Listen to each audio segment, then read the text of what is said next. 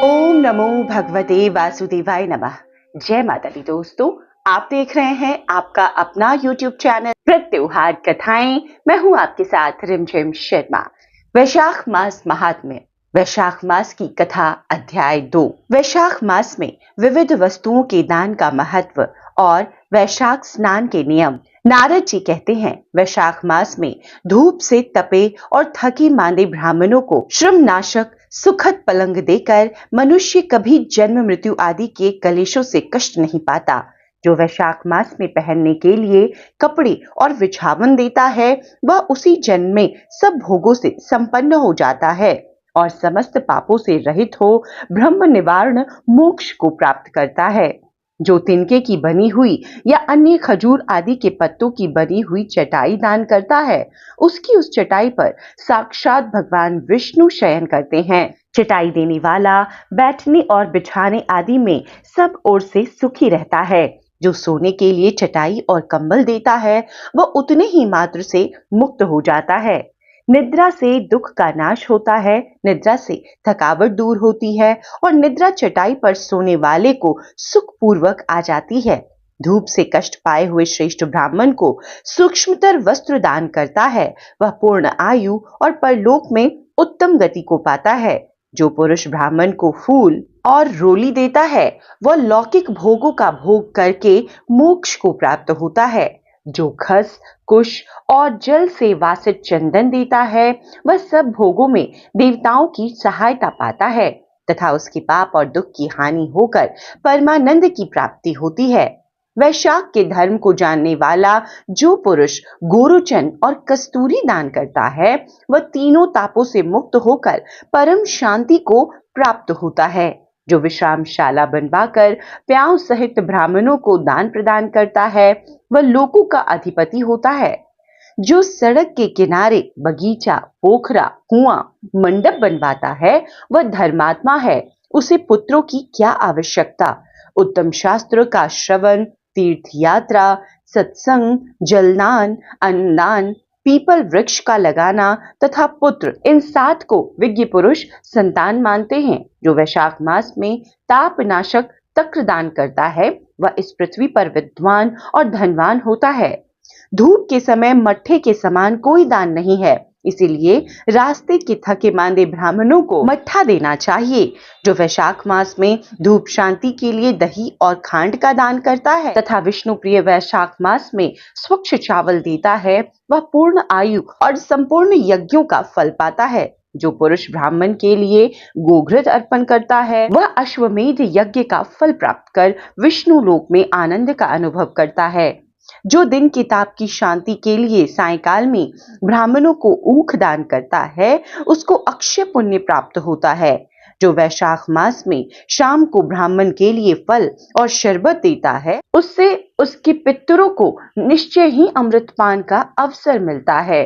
जो वैशाख महीने में पके हुए आम के फल के साथ शरबत देता है, उसके सारे पाप निश्चय ही नष्ट हो जाते हैं। जो वैशाख की अमावस्या को पितरों के उद्देश्य से कस्तूरी, कपूर, बेला और खस सुगंध से वासित शरबत से भरा हुआ घड़ा दान करता है, वह 96 घड़ा दान करने का पुण्य पाता है।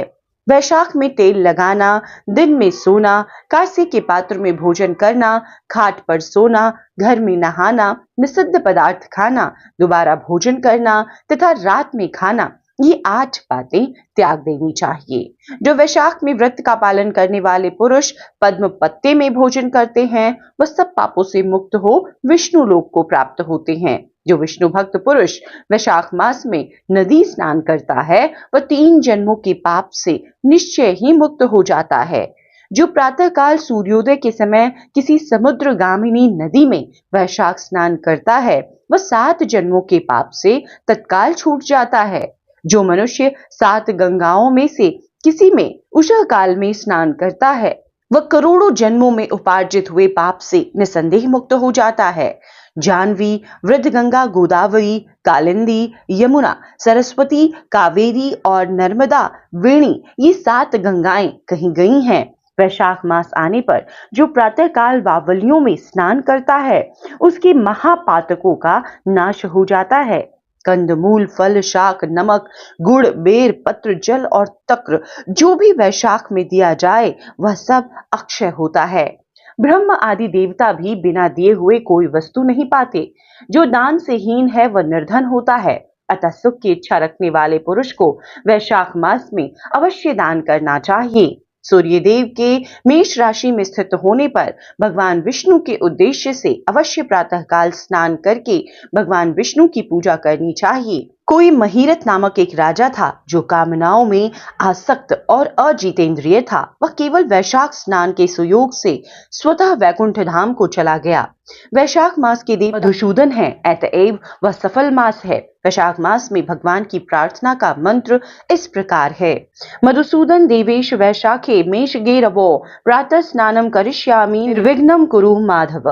हे मधुसूदन, हे देवेश्वर माधव, मैं मेष राशि में सूर्य के स्थित होने पर वैशाख मास में प्रातः स्नान करूंगा। आप इसे निर्विघ्न पूर्ण कीजिए। तत्पश्चात निम्नांकित मंत्र से अर्घ्य प्रदान करें।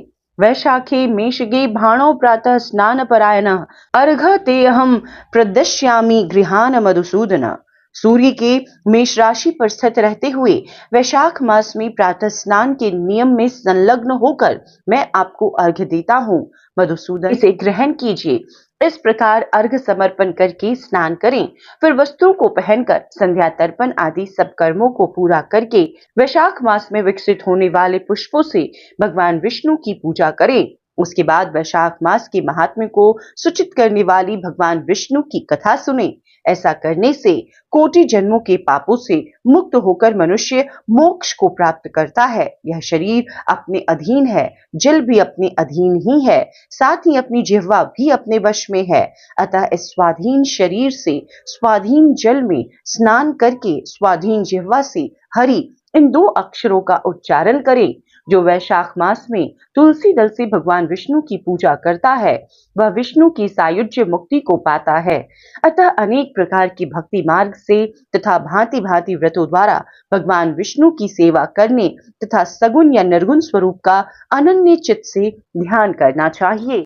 तो इस प्रकार वैशाख मास महात्म की ये कथा संपन्न होती है। अगले दिन फिर मैं आपके साथ एक अगली कथा के साथ, एक अगले अध्याय के साथ मिलूंगी। आपने इस कथा का श्रवण अगर अब तक नहीं किया है तो कृपया कर जरूर करें। इस कथा के श्रवण मात्र से, वैशाख महात्म्य के श्रवण मात्र से ही वैशाख स्नान का पुण्य फल प्राप्त हो जाता है। तो उम्मीद करती हूँ यह कथा आपको पसंद आई होगी। अगर पसंद आई हो तो जरूर लाइक कीजिएगा।